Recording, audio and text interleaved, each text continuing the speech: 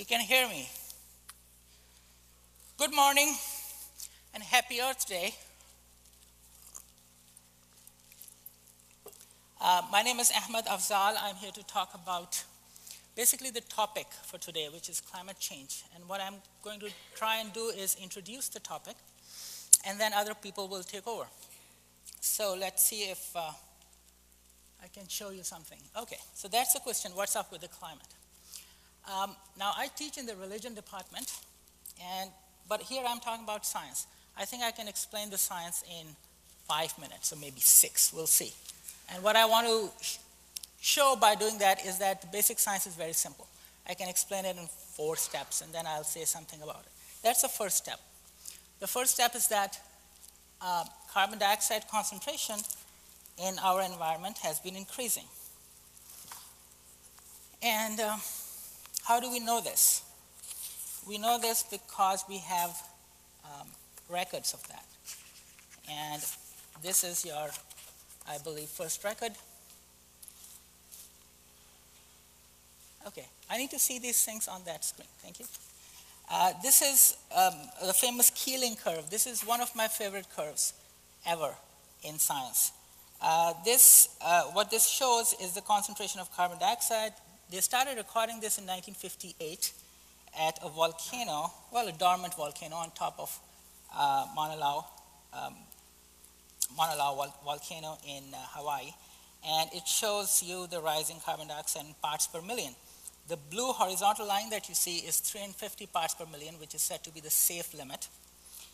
When they started measuring that, the atmospheric concentration was 315 parts per million. Now, the 2012 average was 393.8 parts per million, and this is increasing. If it keeps increasing by this rate, we'll get to 450 parts per million as soon as 2050. And if you're a college student, that's going to happen in your lifetime.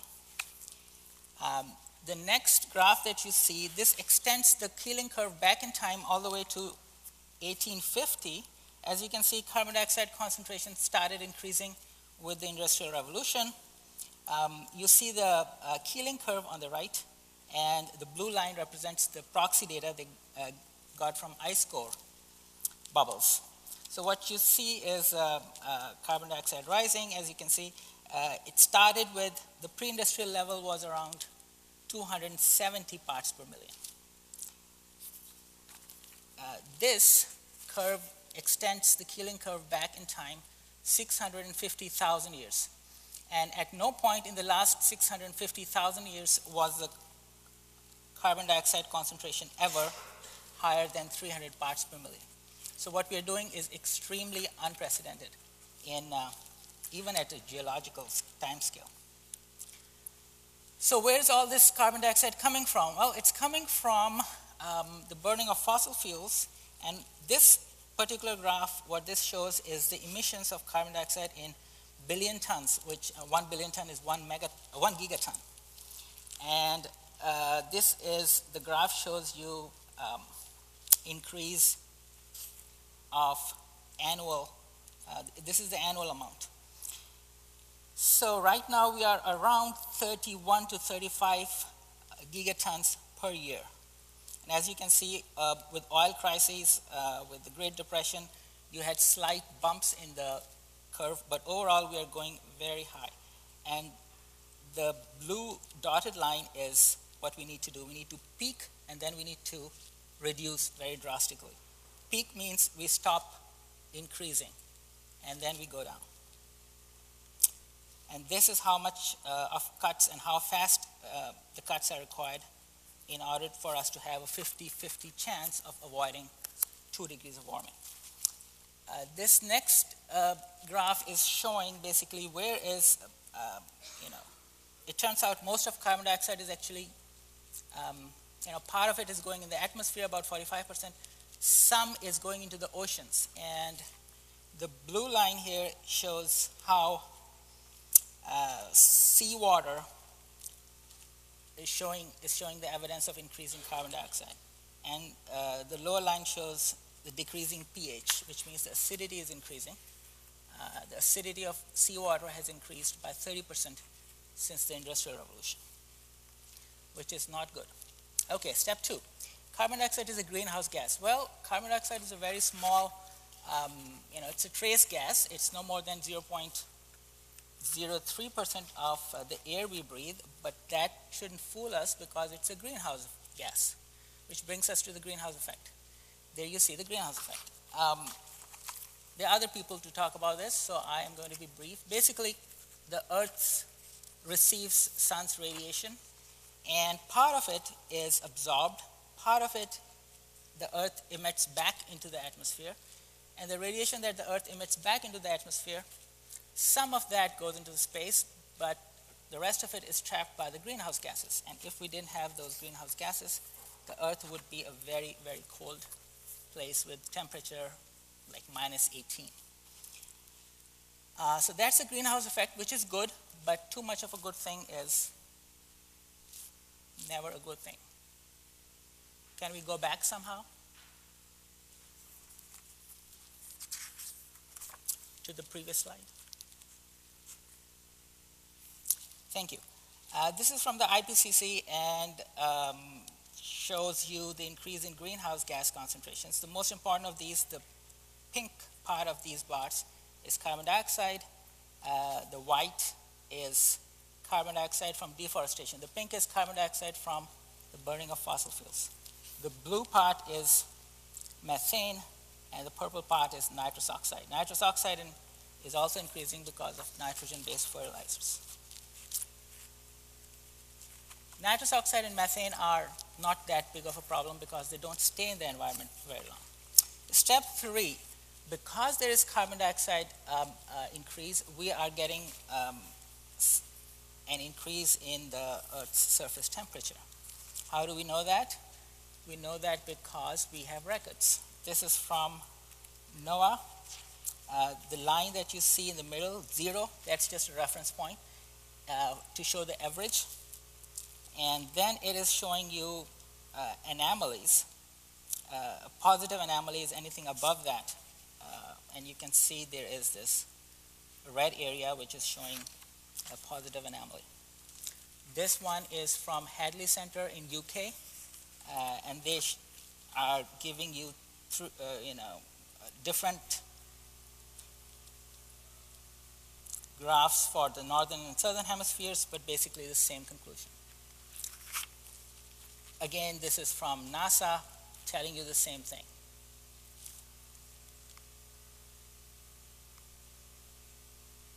Another graph from NASA. This is one of my favorites because this shows what is called the human fingerprint. Now, in each of these 3 graphs, you see the red line. The red line represents the actual temperature record. At the same time, you see this gray band. The gray band represents what the computer models predict the temperature would be. So in the first graph, the one labeled A, this is when computer models are given the data, but the computer models take into account only natural forcings, only the natural factors. As you can see, the 2 don't match. With B, anthropogenic forcings only, that is to say only human-related factors, that matches better. But the third graph below, C, which says natural and anthropogenic forcings, that shows the best fit between observed temperatures and the climate models, which tells us that the temperature increase is not because of natural factors only, it is because of natural factors and human activities. This is what they call a human fingerprint. This one, again, is a wonderful, elegant graph, also known as the hockey stick graph. You see the red line on the side, that's the temperature, recent temperature, which is measured by thermometers, but the rest of it is based on proxy data taken from all kinds of other things, such as ice cores. And so this shows that for the temperature increase that we are experiencing now is unprecedented during the last 1,000 years. Whereas all the heat going, I want to show you this other thing. So the temperature has risen 0.8 degrees Celsius over the last century or so. This can be misleading because most of the heat is actually going into the oceans. And that's again not a good thing because you get thermal expansion and rising sea levels because of that.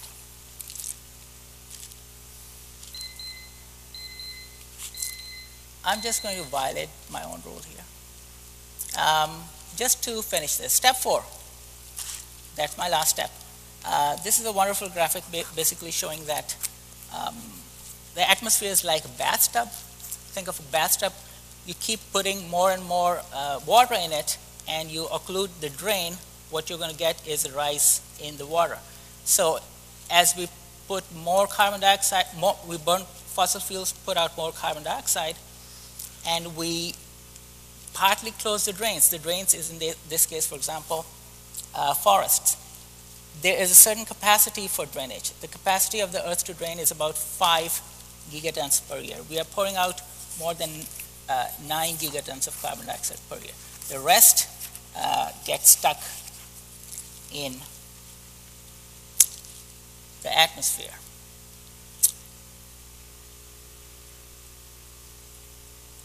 Okay, what this is showing here is basically our budget. So we have burned